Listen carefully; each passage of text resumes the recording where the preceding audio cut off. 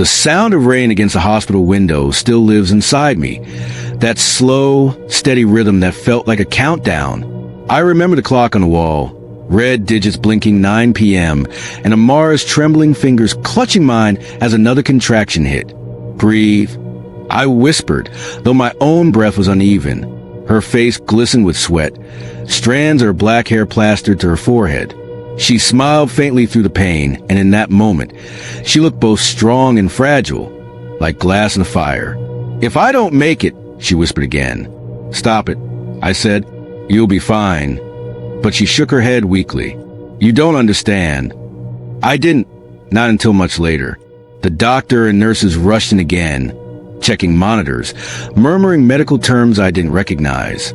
I stood frozen by the bed, gripping the hem of my jacket like a child. My mother sat in the corner, clutching her rosary and whispering prayers. Chaik stood near the door, motionless, emotionless. His face was blank, eyes fixed on Amara, but there was something in that stillness that unsettled me. A calm too cold for a man watching his wife suffer. "Her pressure's dropping," one of the nurses shouted. I took a step forward, but Chaik raised his hand slightly, a silent command to stay back. I remember his voice, low and oddly steady. "Let them work." At 9:43 p.m., Amara screamed, a sound that tore through me. Then came silence, a kind of silence that devoured every noise in the room. The monitor flatlined. The doctor's shoulders dropped. When he turned to us, his lips moved, but I only heard one phrase clearly. "We lost her." My knees gave way. I think I hit the floor. My mother screamed, loud and broken, the kind of scream that only comes from losing a child. But Chaik didn't move. Not a tear, not even a twitch. He just stared at the bed where her body lay still, his expression unreadable. Later, as nurses cleaned up and the doctor explained things I didn't hear, Chaik approached the body and brushed Amara's hair from her face. "You did well," he murmured. "Now rest." There was something off about his tone, almost tender, but too composed, too controlled. The baby was alive, a girl, tiny, fragile, wrapped in a pink blanket. But when I reached out to touch her, Chaik pulled the bassinet slightly away. "She needs rest," he said simply. I should have argued. I should have screamed. But grief had me in its claws. That night, as I watched him wheel Amara's body away, I noticed something strange. Chaik stood in the corridor, phone pressed to his ear. He wasn't calling family. He wasn't calling the doctor. He was whispering, fast, low, in a language I didn't understand. When he saw me looking, he ended the call abruptly, his lips curved in a faint smile. "She'll always be with us," he said. At the time, I thought it was grief talking. But now, when I replay those words, I realize he meant it literally. 3 days later, we buried my sister. And 3 nights after that, I saw her again, sitting in the backyard, pale as moonlight, breastfeeding her baby. The day we buried Amara, the world felt gray. Not just the sky, but everything. Even the air seemed drained of color. The clouds hung low, swollen and heavy, and a wind swept through the compound, scattering dry leaves like whispers. Her coffin was white. Chaik said she always loved white. I hated that he was right. The pastor's voice droned softly over the sound of rain tapping on umbrellas. I stood between my mother and my cousin Adiz, clutching a damp handkerchief, unable to look away from the coffin. Amara had always been the stronger one between us, the one who laughed louder, dreamed bigger, and faced the world without flinching. Seeing her name engraved on that polish felt like some cruel trick of fate. When they began lowering the coffin, my mother collapsed again, wailing. The crowd gathered to lift her, to comfort her, but my eyes stayed fixed on Chaik. He stood at the edge of the grave, his black suit dry despite the rain. He didn't blink, didn't flinch, didn't cry, just watched as if he were attending a stranger's burial. Only once did he move. When the first handful of soil hit the coffin, he reached into his pocket and brought out something small. A charm? A bead? No, a silver locket. He kissed it, whispered something under his breath, then dropped it onto the coffin before the earth swallowed it. When I looked up, his eyes were on me, cold, steady, It felt like being caught staring at something that shouldn't be alive. That night, the house was suffocatingly quiet. Family and friends filled the sitting room, murmuring condolences. The air smelled of jollof rice and grief, that strange mixture of food and mourning. My mother sat in a corner, staring into space. "Chaik didn't love her," she said suddenly, voice trembling. "He didn't even cry." I hesitated. Maybe he's just grieving differently. But even as I said it, I didn't believe it. Later that night, I stepped outside for air. The moon hung low, swollen and red, painting everything in faint rust. The baby's cry echoed faintly from the inner room, that soft, rhythmic sound that makes your heart ache. I walked toward the door, hoping to see her, to hold her, but Chaik stepped out just then, holding a feeding bottle. "She's sleeping," he said quickly. "She was crying." He smiled faintly. Babies cry even in their sleep. Something about that smile unsettled me. His eyes didn't match it. They were cold, distant, like someone watching from far away. "I haven't even seen her properly since the hospital," I said, trying to sound calm. "Can I just—" He cut me off. "Soon. She's too fragile now. The doctor said no visitors for a while." "Doctor?" I frowned. "Which doctor?" "Dr. Okoro from the hospital." He paused for half a second, just long enough for me to notice, then said, "No, someone else. A specialist." And before I could ask more, he disappeared back inside, shutting the door quietly behind him. That night, I lay awake, staring at the ceiling. The rain had stopped, but I could still hear faint dripping outside. Then a sound, a lullaby. Soft, slow, beautiful, but wrong. It was Amara's voice. I froze. The melody was one she used to hum during her pregnancy. The same song she sang to her unborn child when she thought no one was listening. I sat up. The sound was coming from outside, from the direction of Chaik's house. I pressed my palm against the window pane and peered through the darkness. Nothing, just shadows swaying with the wind. But the singing continued. Low, haunting, almost gentle. And under that lullaby, faint, almost hidden, came the sound of a baby sucking softly like it was being fed. I wanted to run outside. I wanted to scream. But my body refused to move. The gate wasn't locked. The compound was silent, except for the faint rustle of leaves.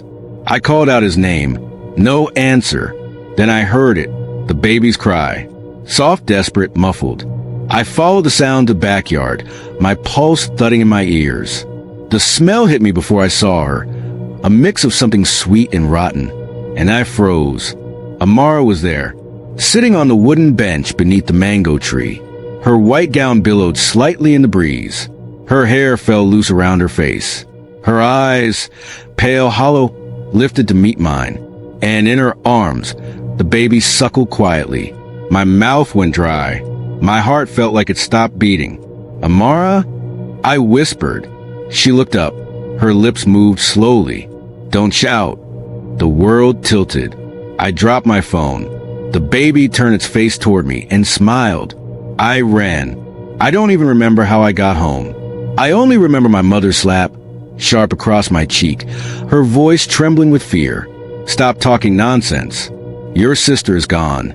But I knew what I saw, and deep down I knew something in that house was still alive. Something that wasn't supposed to be. I didn't sleep that night. Every time I closed my eyes, I saw her, Amara, sitting beneath that mango tree. The hem of her white gown soaked in shadow, her lifeless eyes fixed on me while the baby nursed from her chest. Her voice replayed in my head like an echo trapped in a tunnel. "Don't shout." By dawn, my body trembled from exhaustion and fear. My mother refused to talk about it. She pretended the night before hadn't happened, clinging to her rosary with white knuckles, muttering prayers between sobs. I sat by the window, staring at the narrow dirt road that led to Chaik's house. The world looked normal again.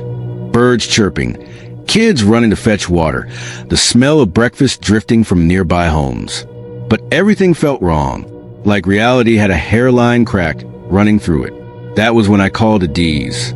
She was the only one who believed me, or at least didn't call me insane right away.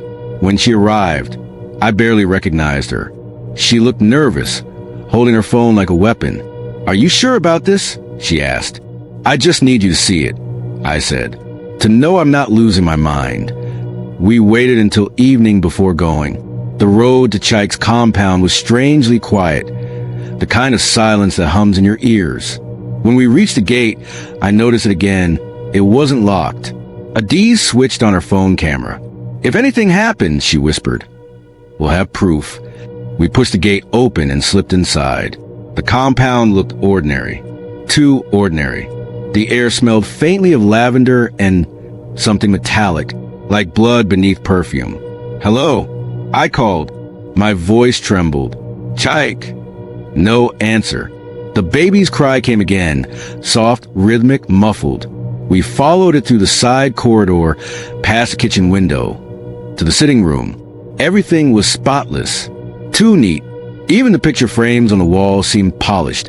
Amara's smile frozen in every one of them. But there was a smell, sweet and rotten, faint but persistent. Adiz's phone light caught something in the corner, a white cloth hanging behind the door. I moved closer. My throat tightened. It was Amara's hospital gown, the same one she wore that night, still stained with blood. Why would he keep this? Adiz whispered. Before I could answer, a voice came from behind us. "Because she's still here." We spun around. Chike stood in the doorway, smiling faintly. His eyes were sunken, dark.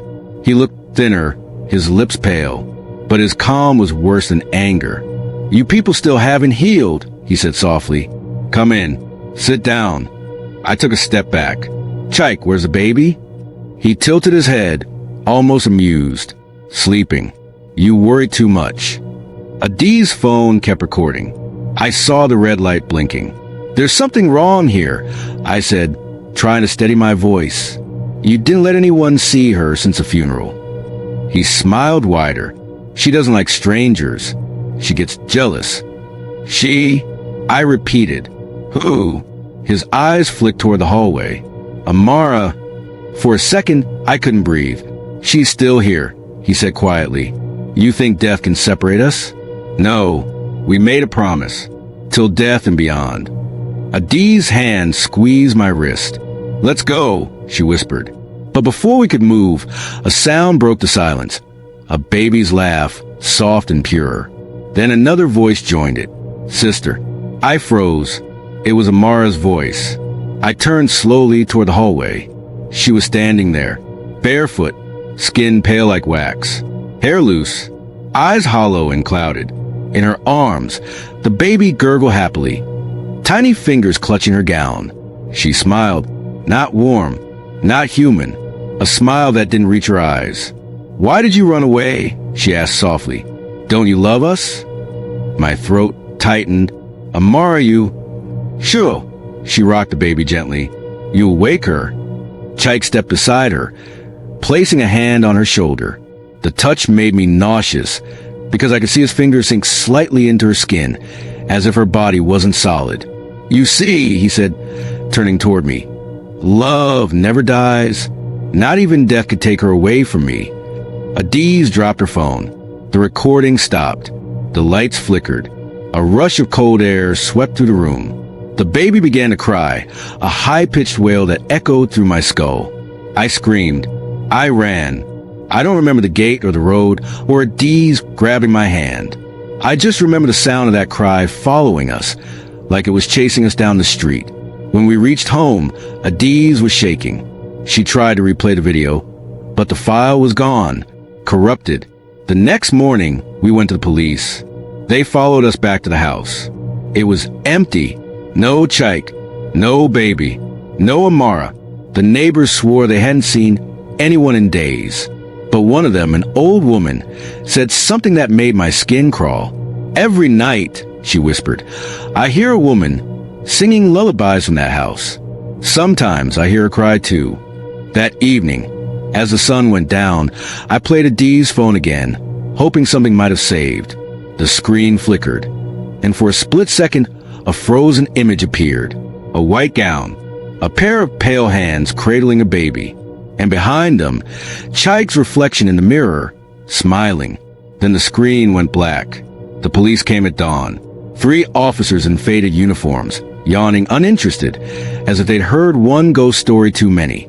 They followed us back to Chike's house, stepping carefully across the cracked tiles. The air inside was heavy, stale, clinging to the skin. The living room was just as we left it, spotless, silent, ordinary, too ordinary. One of the officers, Inspector Dyke, glanced around and sighed. "So this is where you saw her?" I nodded. Yes, she was right there, holding the baby. Chike stood beside her. He arched a brow. "You're sure it wasn't maybe a dream? Or someone who looked like your sister?" My cousin Adiz spoke sharply. "We both saw her." She spoke. The baby cried. Another officer snorted quietly. "Maybe the husband hid somewhere with the baby. Maybe that's what you saw." But then Dyke walked toward the hallway and stopped. "What's that smell?" It was faint but unmistakable. The same sickly mixture of rot and perfume that had haunted me since that night. They followed the scent to the back of the house. A cracked door led to what looked like a small storeroom. Inside were old clothes, boxes, and an overturned cot, and in the cot, a white cloth stained dark brown. The inspector bent down. "Is this blood?" Adiz's hand found mine. I could feel her trembling. They bagged the cloth, took a few pictures, and searched the rest of the compound. Nothing. No Chike. No baby. No signs of anyone living there. Then, just as we were about to leave, the 3rd officer called out from behind the house. "Sir, come see this." We followed him around the back, to where the mango tree stood, the same spot where I'd seen Amara breastfeeding. The soil there was disturbed. Fresh footprints. Small ones. Too small for an adult. Tiny, barefoot prints leading from the tree to the edge of the compound wall, then stopping abruptly, as if the child had vanished into thin air. The inspector squatted, frowning. "These can't be more than a day old."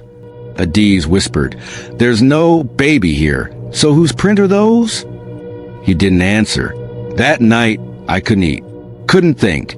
Every time I closed my eyes, I saw those little footprints fading into the dirt. Adiz stayed over. We sat in the dark, scrolling through her phone again and again, trying to recover the corrupted video file. At exactly 11:07 p.m., her phone screen flickered. Then it rang. An unknown number.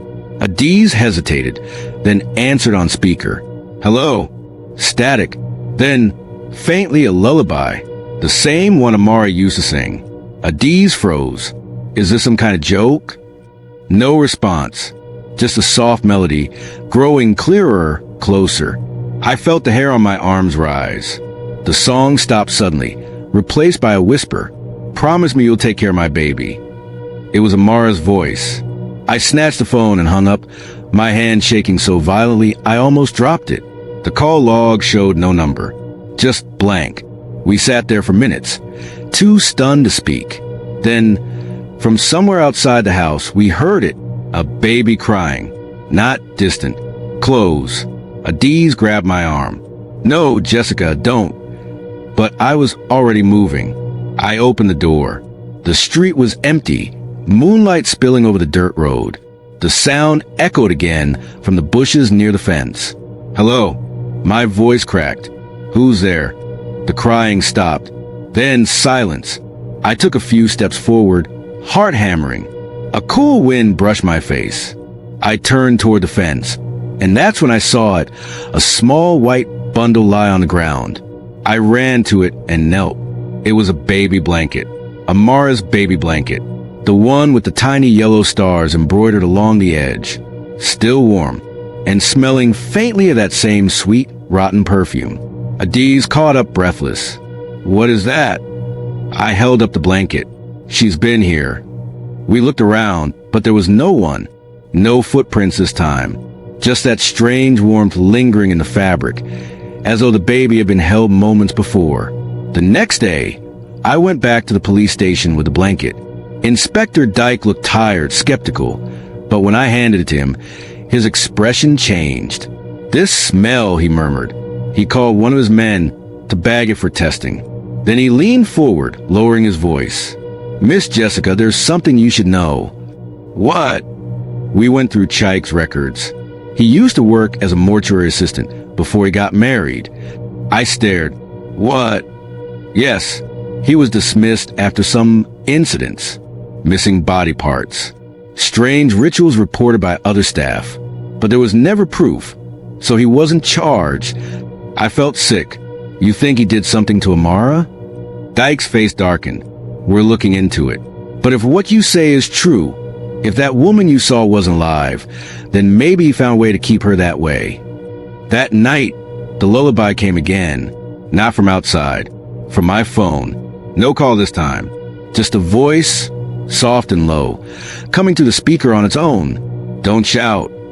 The lights flickered. My reflection in the mirror behind me seemed to move a split second slower. And then, faintly from the window, a whisper that didn't belong to this world. "Sister, come see her." Morning came too soon. Pale light leaking through my curtains like smoke. I hadn't slept. The lullaby had stopped just before dawn, fading the same way a dream dissolves when you open your eyes. But the silence it left behind was worse. Thick, expectant, like something was holding its breath. I made coffee I didn't drink. My hand shook so badly I spilled most of it on the counter. When Adiz woke, she tried to pretend everything was normal. She scrolled through her phone, mumbling about work, about leaving soon. But when the radio suddenly turned on by itself, both of us froze. The static cleared, and the lullaby came through. Exactly the same tune Amara used to hum while folding baby clothes. Adiz yanked the plug from the wall. The song stopped, but the air in the room felt charged, buzzing, as if a storm was building somewhere invisible. That was the moment I decided to go back to the hospital. If Chike had done something unnatural, it must have started there. The matron on duty was old, suspicious of my questions. But when I mentioned Amara's name, something flickered behind her eyes. "You're her sister?" she asked softly. "You should let her rest." "I can't," I said. "Please, just a delivery file." She sighed, disappeared behind a shelf, and returned with a thin brown folder. The final page stopped me cold.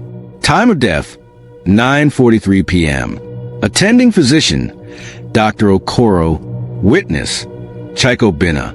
But under his signature, someone had scrawled another line in faint pencil. Body released espoused, 2110 HRS. 2110, 9:10 p.m.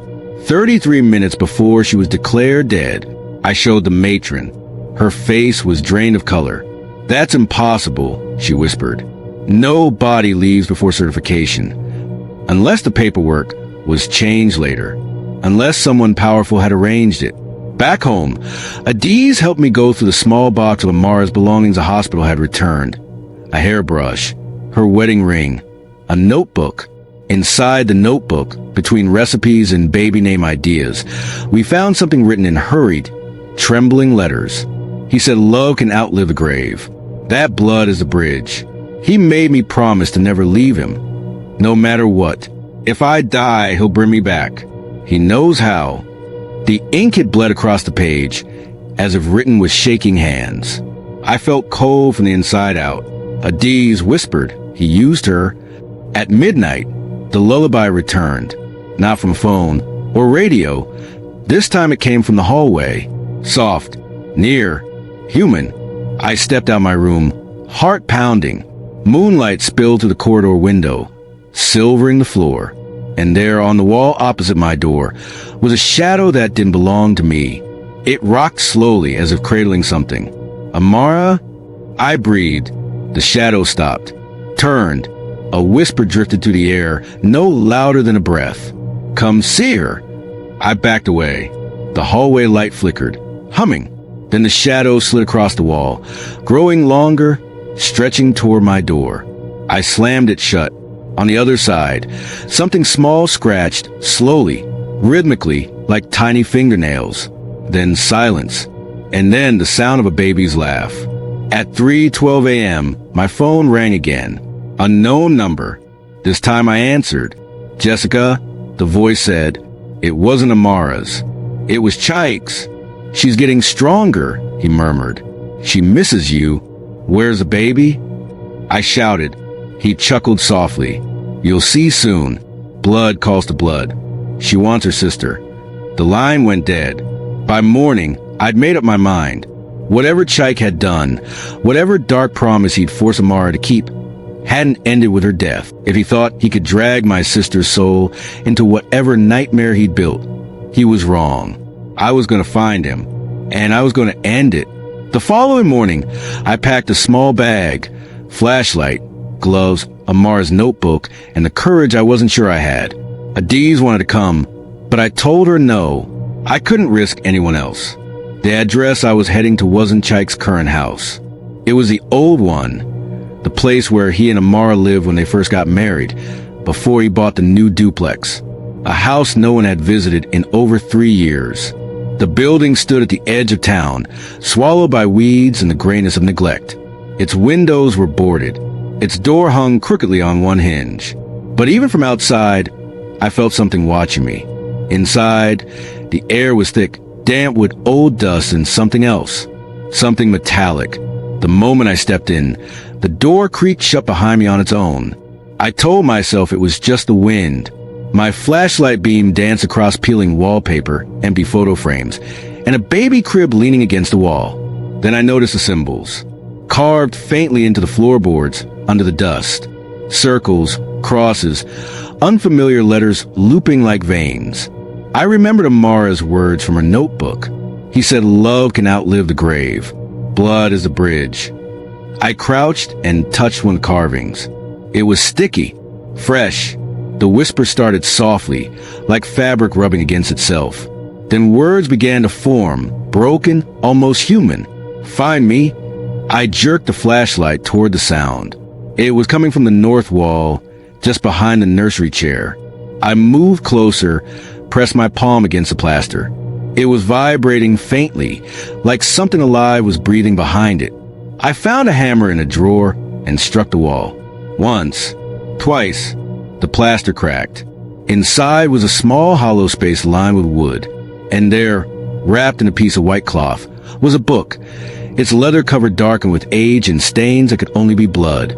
On the front was a single word burned into the hide. Amwo. Death. The handwriting inside wasn't Amara's. It was Chike's. Neat, deliberate, and horrifyingly calm. The heart stops, but love remains. I have seen it. The priests in Succan knew the way, those who still serve the old ones beneath the soil. They said if I bind her with blood, hers, mine, the child's, she will never leave. The body will rest, but the bond will hold. Page after page detailed a ritual, half in English, half in Igbo. He had copied chants, diagrams, even references to something called Nso Bara, the covenant of blood rests. I flipped to the last page. 9:10 p.m., the beginning. 9:43 p.m., completion. She's quiet now, but she'll return. The bridge is sealed. And at the bottom, drawn in red ink or blood, was a symbol identical to the ones carved into the floor of the house. Something fell from between the pages. An old Polaroid. It showed Chike, standing shirtless in a dimly lit room, holding a bowl. Amara sat beside him, pale, her eyes unfocused, as if she wasn't entirely there.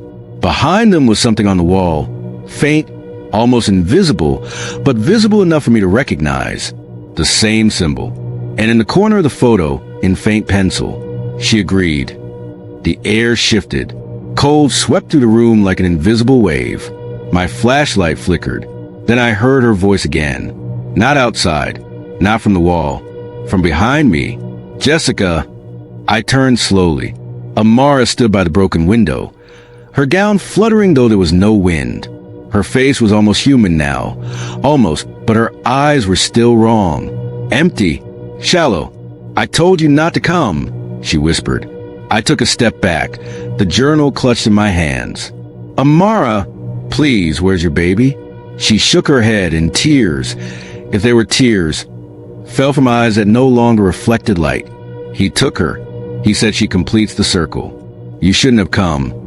The floorboards under me groaned, as if the house was breathing. Then a man's voice, low, cold, unmistakably Chike's, echoed through the house. You found my notes. Good. That means you're ready. I ran through the doorway, across the weeds, out into the blinding afternoon light. When I reached the road, I realized the journal was still in my hands. But on its cover, the word Anwo had changed. Now it read, into life. That night, the baby's cry returned, louder than before, closer. But this time, it wasn't coming from outside. It was coming from the room next to mine. That night, I didn't sleep. The house felt too alive. Like the walls were breathing softly, syncing with the rhythm of my pulse. I sat on my bed, the journal open before me, the word on the cover, still burning faintly as though written in ember. It hadn't been there before. And the strangest thing? The bloodstains on its edges were fresh. It started around 2:17 a.m. A soft coo, almost sweet at first, like a baby waking from a dream. Then the tone changed, sharp, broken, and too long to be human. It came from a room next to mine, Amara's old room, the one my mother had locked since her funeral. I froze. I told myself it couldn't be what I thought it was. But the air had shifted again, cold, metallic, heavy with something ancient. Then came the whisper layered beneath the cry. Feed me? The same voice Amara used when she sang lullabies. I grabbed my phone, turned on the flashlight, and walked down the hallway. Each step I took made the wood creak, like it was warning me. When I reached the door, the crying stopped. The silence that followed was worse. It wasn't empty silence. It was full of something waiting. The doorknob turned before I touched it. On its own, the door opened a few inches. Inside, the light flickered and then revealed a cradle. Old, wooden, rocking slowly though no one was near it. On the cradle's blanket lay a small, curled form, swaddled, still. I should have run. I didn't. I stepped closer, and for a moment, my heart softened. The baby looked peaceful, tiny, fragile. Then it opened its eyes. Black, glossy, depthless. And the moment it saw me, it smiled. That was when I realized its gums weren't pink. They were dark red. I stumbled back, hitting the dresser. The baby's smile widened, and its small hand reached out, not in innocence, in command. My body froze. I couldn't move. It was like invisible threads had tightened around my limbs. The air smelled of milk and decay. Then, from the shadowed corner of the room, I saw her. Amara. She stood behind the cradle, her face pale as chalk, her eyes hollow. She looked at me, her lips trembling. "Don't touch her," she said softly. "She's not yours." "Amara, what did he do?" I whispered. She shook her head slowly. "He called them, the ones that live beneath the roots. He wanted me back, but he didn't know the price." The baby made a sound then, half laugh, half growl, and the light flickered violently. When it steadied again, Amara was gone, and the cradle was empty. Only the blood-stained blanket remained. I ran back to my room, slammed the door, and reached for the journal. But it wasn't on my bed anymore. It was on the floor, open to a page that hadn't been there before. In handwriting that wasn't mine, wasn't Chike's, wasn't Amara's. The child is a seal. The mother was the vessel. The sister is a key. Underneath, written faintly in red, "When the moon turns red, she will come for you." The moon outside my window was full, and it wasn't red yet, but as I watched, a shadow moved across it, slowly, almost like something enormous was crawling between it and the earth. That was when I heard the knock. 3 times. Soft, patient, like a hand too small to reach the door properly. I didn't answer, but the voice that followed, high, sweet, and wrong, made my skin crawl. "Auntie, open the door. Mommy says it's time to feed." The doorknob twisted once, twice, and then the lock clicked open. I screamed, threw myself backward against the wall. But when the door swung wide, there was no one there, only the blanket from the cradle, lying neatly on the floor, and on it, in dark, wet letters, "You're next." That night, I didn't sleep, because through the silence, I could still hear something breathing, slow, steady, just beneath my bed. and every few minutes, a small hand pressed lightly against a mattress, as if trying to find its way up. The next morning, the world looked deceptively calm. The birds were singing again. The light outside my window fell in perfect squares. But I knew it was wrong, the kind of peace that comes before something terrible. The blanket was gone. The journal was closed. And on my mirror, written in faint condensation, was one word. Tonight, I couldn't stay home. Every breath in that house felt borrowed. So I drove to Adi's place and told her everything. The baby, the cradle, the voice at my door. At first, she just stared. Then she said quietly, "Jessica, I think you need a priest." But even priests couldn't explain what we found next. When Adiz reached for my wrist to comfort me, she froze. There, just below my palm, was a faint mark, a circle with 3 lines crossing through it. The same symbol from Chaik's ritual. And it was spreading, slowly darkening under my skin. I felt it too. A faint warmth, like something pulsing beneath the surface. Desperate, we went to Abil Market, to the herbal woman everyone whispered about, Mama Nkechi. She was old, blind in one eye, and smelled of ashes and camphor. When I showed her the mark, she recoiled immediately. "Who opened the blood path?" she hissed. "Who joined death to life?" "Chaik," I said, "my sister's husband." She shook her head slowly. "No, not just him." She agreed. "Your sister agreed." I stared at her, numb. That's not possible. Amara, she was terrified before she died. Mama Nkechi pressed a charm into my hand, a small gourd wrapped with red thread. "When the moon turns red tonight, don't look outside. Don't answer when you hear the baby cry. And whatever you do, don't say her name." That night, the world changed. Even the wind felt different, thicker, carrying whispers that sounded like laughter far away. By 11 p.m., the moon was turning, not slowly, but in one long, unnatural breath from silver to blood. My lights flickered. The shadows in the room lengthened until they touched each other. And then I heard it, soft, rhythmic, coming from the hall. Footsteps, small ones, followed by a gentle hum. "Sleep, baby, sleep. Your mother keeps you near." My heart froze. It was Amara's voice. The knock came again, 3 times, just like before. But this time, I heard 2 voices whisper behind the door. On it were cold. "Let us in." I backed away. The gourd Mama Nkechi gave me began to vibrate faintly, a low hum rising from inside it. The air grew cold, and the walls trembled like they were holding in a scream. The journal, lying on my bed, flipped open by itself. The pages turned violently, stopping on a blank sheet, and words began to appear, written in something that looked like shadow. "You can't break what's already bound. Blood must return to blood."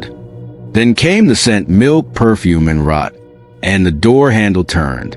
She stepped inside, holding the baby. Her gown was white, but streaked with dark stains that didn't shine in the moonlight. Her hair floated as though underwater. "Jessica," she whispered, smiling softly, "why do you fear me? You promised to care for my baby." Her voice broke something inside me. I wanted to believe her, but when she stepped closer, I saw what she was holding, and my breath caught. The baby was changing. Its skin flickered like candlelight, shifting between something human and something that wasn't. It stared up at me with those black, endless eyes. Amara extended her hand. "She's hungry. Feed her." I stepped back. "You're not my sister." Her smile faltered, then twisted. I was, until he called the others, until he bound me beneath the red moon. She looked up toward the window. "And now he's coming for you." Behind her, the hallway stretched longer than it should have. The walls were pulsing, almost alive, and at the far end, in the red moonlight, stood Chaik. He was barefoot, shirtless, his eyes glowing faintly like coals. In his hand, he held a bowl, the same from the photograph I found. "Jessica," he said softly, "the circle isn't complete without you."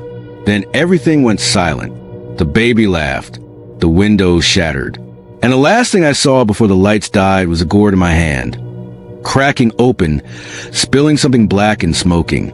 The The smoke curled into the air and formed a shape, a woman's face whispering, "Run." When I woke, it was morning. The house was quiet, but the moon outside hadn't turned back to silver. It was still red, and from somewhere deep inside the walls, a baby began to cry. When I opened my eyes, the light was dim and gold, afternoon sun filtering through a broken roof. I wasn't in my house anymore. I was in the forest. The air smelled of wet earth and something old, something that had been waiting for centuries. The trees stood close together, their roots twisted above ground like veins. And beneath them, I could hear it, a faint humming, almost human, almost familiar. The ground beneath me was covered in symbols, the same circles, crosses, and ancient letters carved into floors of Chike's old house. But here, they pulsed faintly, glowing like coals buried under ash. I followed them. Each step I took left a faint print behind, not dirt, not blood, but light. Something was guiding me, or marking me. After a few minutes, the path ended at a clearing. In its center stood a massive tree, wider than any house, its trunk blackened with age. The roots spread in every direction like skeletal hands. And chained to one of those roots was Chike. He was kneeling, shirtless, eyes closed, lips moving in a whisper too low to hear. His body was covered in carvings, ritual marks that seemed to pulse under his skin. His hands were buried in the soil up to the wrist. When he sensed me, he looked up and smiled. "Jessica," he said softly, "I knew you'd come." My voice trembled. "Where's Amara? Where's the baby?" He tilted his head. "They're part of me now." The circle held. Death couldn't take them. I took a step back. "You killed her." He shook his head slowly. "No, I set her free. You don't understand. The world above is a lie. But beneath the roots, love endures. Flesh fades, but the bond." He placed his hand against his chest. "The bond becomes eternal." The ground beneath him shifted, pulsing with faint red light. "Amara didn't die for nothing," he whispered. "She crossed over. She's the bridge. The child is the key. And you, Jessica, you're the door." A sound rose around us, soft at first, like wind through dry leaves. Then it became voices, hundreds of them, crying, laughing, chanting in unison. The soil beneath my feet began to move. Hands, pale thin, with dirt under the nails, started pushing through the earth, reaching toward the air. "Do you see them?" Chike said. "The others who crossed before us? They serve her now." "Serve who?" I whispered. He smiled and his teeth were dark. "The one who lives beneath. The mother of roots." She gave me Amara back. The tree behind him groaned, its bark splitting open slightly, and something wet and breathing pulsed within. For a moment, I saw a face in it. Amara's. Eyes closed, mouth slightly open, as if dreaming. I screamed her name. Her eyes opened. She looked at me through the bark, her expression soft but strange. "Jessica," she whispered. "It hurts." I ran toward her, but Chike moved faster. "Don't touch her," he shouted. "You'll break the seal."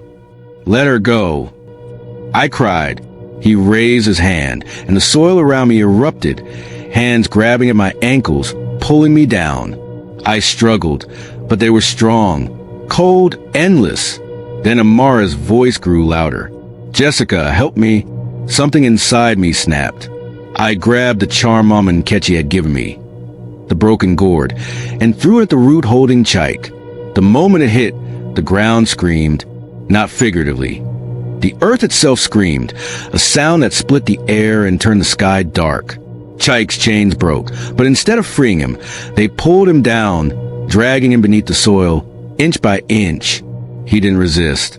He smiled as he sank. "We'll be together again," he whispered. "All of us." And then he was gone. The forest fell silent. Only the sound of wind remained. The tree cracked again, wider this time. Amara's hand reached out, trembling, bloodless. "Please," she whispered. "Take the baby. Don't let them have her." She pressed something into my palm, cold and wet. It was a journal. The blood on it was fresh again, still dripping. Then the ground shook. The roots began to move, curling toward me like snakes. Amara screamed, her face dissolving back into the bark. I ran, through the trees, through the whispering soil, until I burst out into the open road. When I looked back, the forest was gone. Only a field remained. But the journal was still in my hand, and written on the last page was a single new line. The door is open. The child walks. When I reached home that night, the house was quiet. Too quiet. I placed the journal on the table and sat down, shaking. For a long moment, nothing happened. Then, from the hallway, that same soft cry. But this time, it wasn't coming from the baby. It was coming from inside me. A low, rhythmic pulse under my ribs. A heartbeat that wasn't mine. And as I looked into the mirror across the room, I saw her, Amara, standing behind my reflection, whispering, "It's your turn now." I didn't move for hours. I just sat there, watching my reflection, Amara's pale face hovering behind mine in the mirror, whispering without sound. Outside, thunder rolled across the sky, though the air was dry. The moon hung low, still red, still watching. And deep inside me, that second heartbeat throbbed softly, like something remembering how to live. It was 3 a.m. when the phone rang. An unknown number. I almost didn't answer, but when I did, the voice on the other end made my stomach twist. "Jessica," it said softly. It was Chike's voice. "I told you love never dies. The door's open now. Bring her home."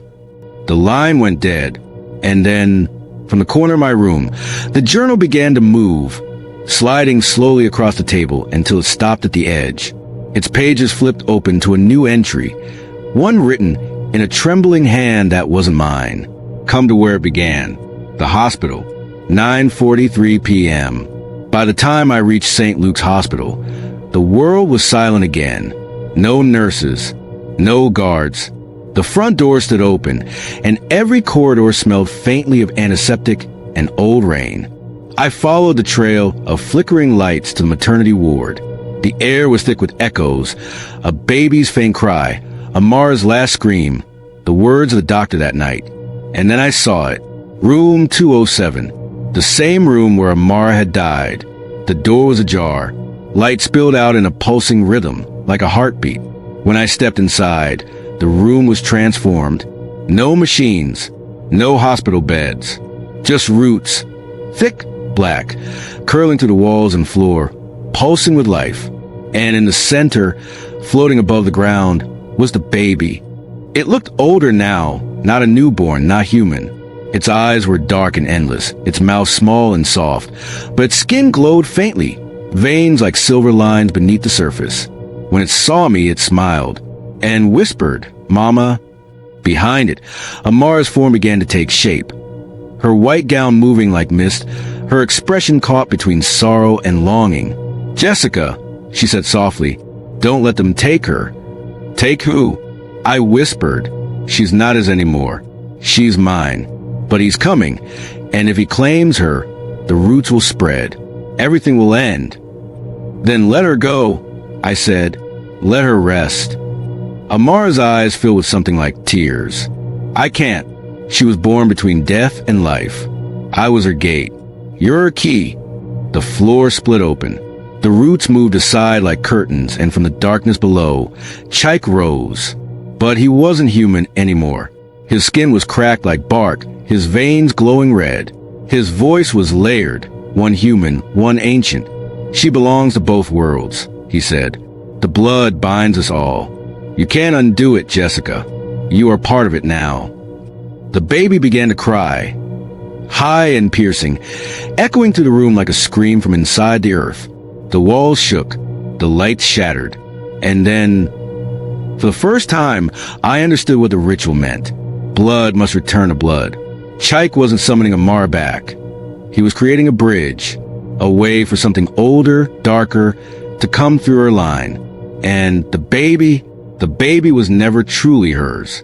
It was theirs. Amara's voice broke through the chaos. "Jessica, listen to me. You can end it, but it must be by your hand." "How?" I shouted. She pointed to the baby, now reaching toward me. "Take her. End the circle. End us." I hesitated.